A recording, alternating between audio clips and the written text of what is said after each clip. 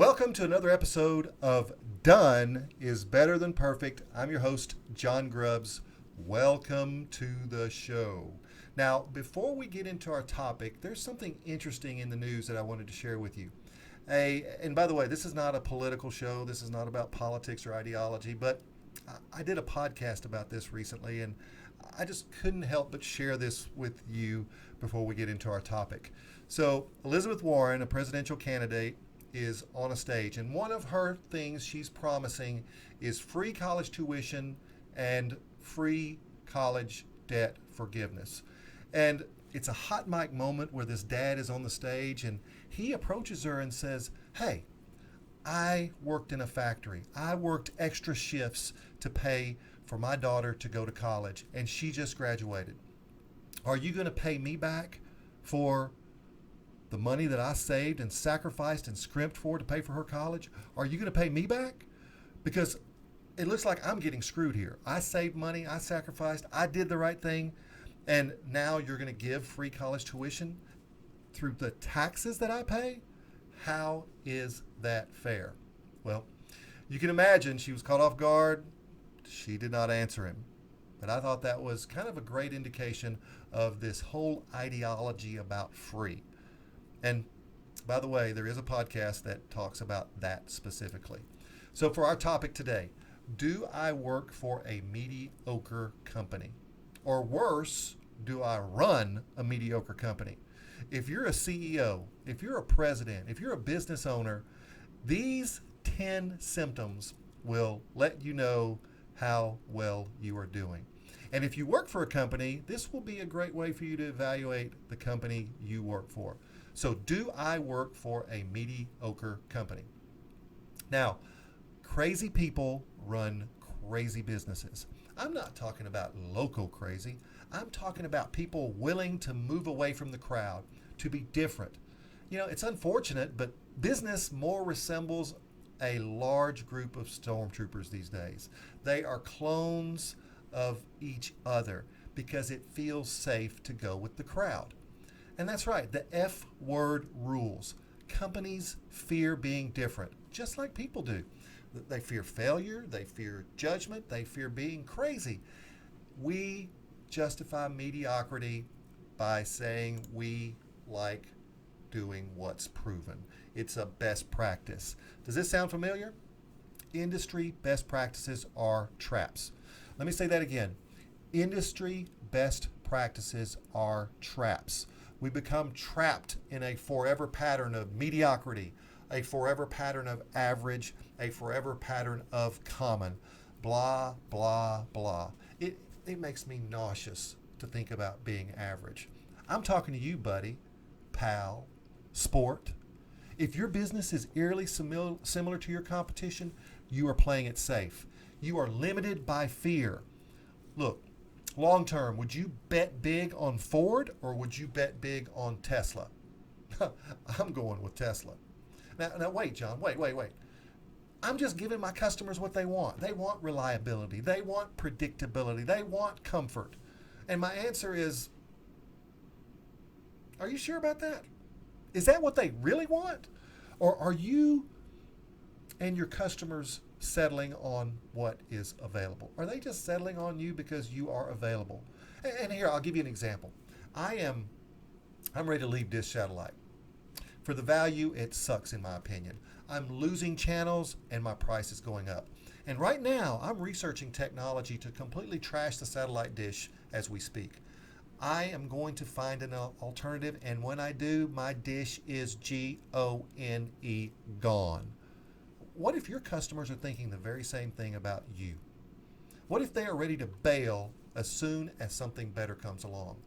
Look, you must constantly reinvent your business because change is constant. And I've compiled 10 fatal trends for mediocre companies. These 10 are an indicator that you have a problem with the future. You are dying with the infection of mediocrity and you may not even know it.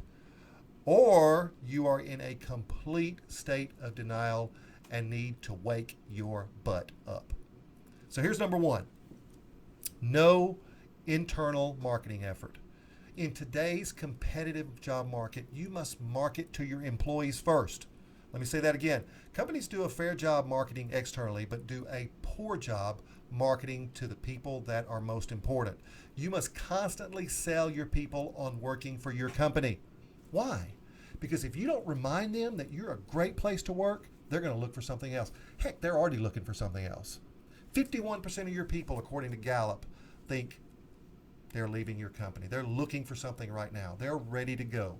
They're on LinkedIn. They're looking at jobs. They're applying. They're talking to these people that go out and recruiters. They're looking now. 51%. And you know what's heartbreaking about that? If 51% are thinking about leaving, that means a huge percentage of them are already gone mentally.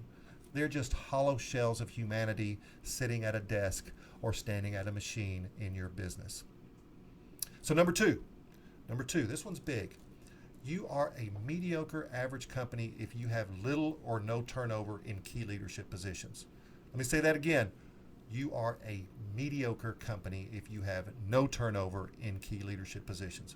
I believe 0% turnover is worse than high turnover because leadership becomes complacent and comfortable with the status quo. They become intoxicated with the present and they don't feel a need to fight for a position on the team. You know, I love the analogy of professional sports. Every player is threatened. Every player has got someone on their heels that wants their job. And exceptional organizations understand that high performance must be the reason you exist on the team. Let me say that again.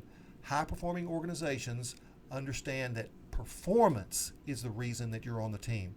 And being threatened is a motivating factor. Nobody wants to lose their job, especially if you're competitive. No one has a right to a position and must earn that position through performance. Performance is the only thing that gets you a seat at the table. Anything else starts to creep towards entitlement. And an entitled organization, well, it becomes extremely weak over time. The incentive to excel is slowly replaced with a tolerance for existence. Here's number 3, very little training and development. Mediocre companies view training as a necessary evil rather than an opportunity to create a true competitive advantage. In these organizations, training is seen as an expense rather than an investment. And ironically, when times are at their worst and training is needed the most, the training budget is slashed or eliminated altogether. When we're asking people to do more with less, they're not given the tools to be successful. And look, in today's competitive landscape, when they're entering workforce that will not likely stay more than 2 years, people, training is essential to get the most out of them as fast as you can. Otherwise, we don't train them and keep them. Training and development, a key. Look at number 4, little or no innovation in your organization. I teach organizations the concept of what I call planned obsolescence. Planned obsolescence. What is that? What is that? Planned obsolescence means that we must plan the what and how of what we do to be obsolete in the near future. If you make air conditioners, the air conditioners you're making today need to be obsolete in the near future. How you make those air conditioners needs to be obsolete in the near future. Start developing the new what and how now. And here's a good example. Blockbuster should have purchased Netflix when it was small. Get it? They were so corrupted by their current reality that they could not see the future. Here's number 5. Candor is discouraged. Mediocre companies do not embrace candor. Anyone on your team should be able to challenge everything you currently do as a company. And here's an example. Why are we still using salespeople to sell cars? Nobody wants to haggle with your sales rep. Welcome to the world, Carvana. And I am committed to buying my next car through Carvana. I just want to try it. I want to be able to go over there and stick my token in the machine and my shiny car come out and greet me. I just think that's cool. Here's number 6. Mediocre companies undervalue humans. You treat your frontline employees like interchangeable parts. No wonder they're quitting your company.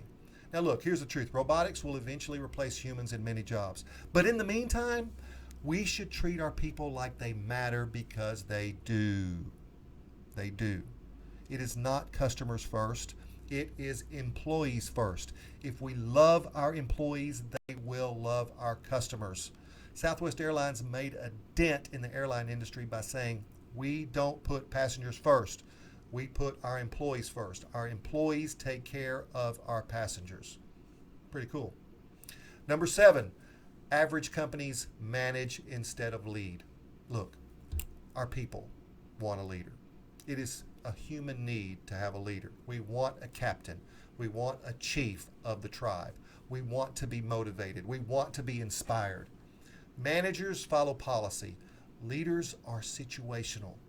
Promote managers and you're mediocre. Develop leaders and you are transformational.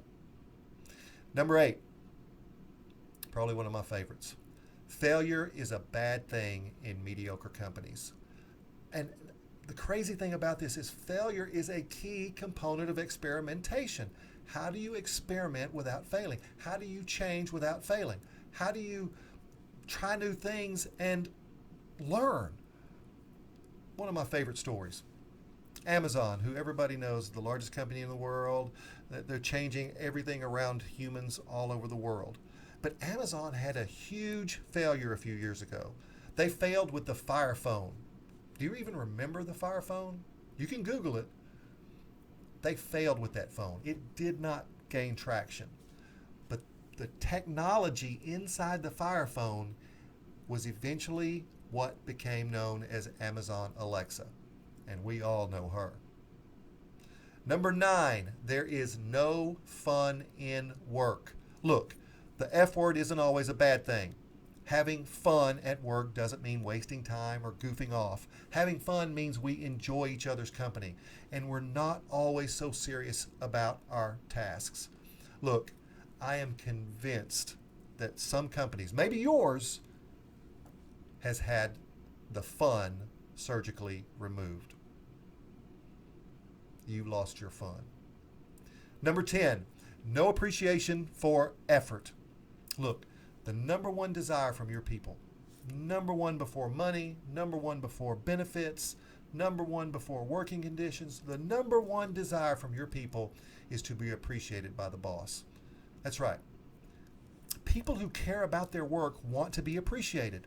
They want you to notice and say thank you. It's so simple, yet so many supervisors don't know this simple skill. I know a CEO that just quit a company because the family that hired him to run the business did not make him feel appreciated. So he quit. I'm out. I'm gone. So there you have it. 10 simple things you can do to be a winner. And you know what's so crazy is these 10 things are skills that can be taught. And it's so ironic to me that companies aren't teaching their supervisors and managers these simple, easy to implement things to make your company better than average. And they're not difficult. You can do this if you get out of your comfort zone. So remember, this show is to challenge your thinking. This show is to make you uncomfortable. This show is to grow your mind and your heart. I want to push you around mentally or affirm that you're on the right path. Are you crazy enough to challenge current reality?